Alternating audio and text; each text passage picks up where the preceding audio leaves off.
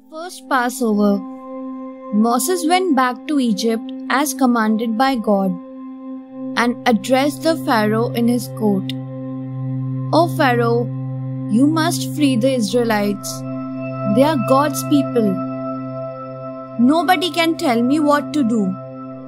The Israelites are meant to be slaves." "Who says that they are God's people?" the Pharaoh laughed. After that, he made the slaves work harder than before. This angered the Israelites, who blamed Moses for making the matter worse. They told him not to interfere. Yet, Moses did not lose hope. He knew that God was with him. Moses went to the Pharaoh again. This time, he warned the Pharaoh, saying, "Pharaoh, don't be a fool. Free the Israelites, or all the people of Egypt will suffer. 9 dangerous plagues are sure to come, which will cause great harm. If you wish to prevent them, then pay heed to what I say. Free all the slaves." Moses insisted, but the Pharaoh did not listen. Soon, one after the other, the 9 plagues came. First, the river turned into blood, killing whatever fish there were and stinking up the surroundings. Next, there was a swarm of frogs. Then came the gnats, then the flies, and then diseases which killed the livestock and many people of Egypt. But the Pharaoh remained as stubborn as a mule. The next disaster was the hailstorm, which destroyed the harvest.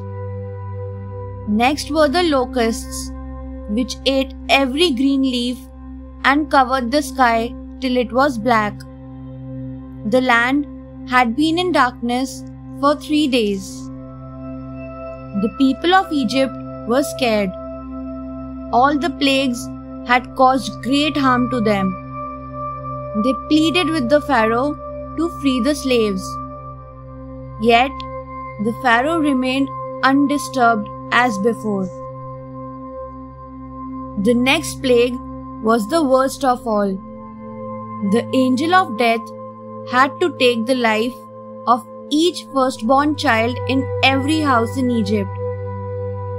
In those firstborn babies was the Pharaoh's only son. Now, Moses was worried. In the houses were the babies of the Israelites too. He did not want any harm to come their way. "Moses, I will tell you how to save the Israelites," God assured him. "Each household is to kill a lamb and roast it. They should eat it with unleavened bread. And finally, smear some blood from the lamb on their doors. This way, the angel of death would pass by their houses," God advised. The next day, Moses instructed all the Israelites to do as suggested by God. That very night, when the clock struck 12, the 9th plague began.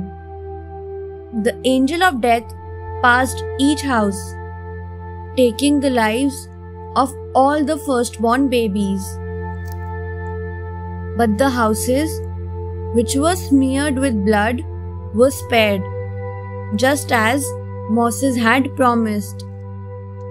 Among those firstborn babies was the Pharaoh's only son, the heir to the throne. Seeing his son dead, the Pharaoh was distraught with grief. He summoned Moses and ordered him to take all the Israelites out of Egypt immediately. Hence, after 430 years of slavery, the Israelites were finally free. About 6,000 of them took all their belongings and left Egypt with Moses and the Lord, leading them to a new lease of life. That day was known as the Passover. It is celebrated for 7 to 8 days every year in March or April by Israelites all over the world. Passover begins with a special meal that reminds the people how God helped their ancestors escape from Egypt. Thanks for watching. Do like, share, subscribe to Sahil Book House.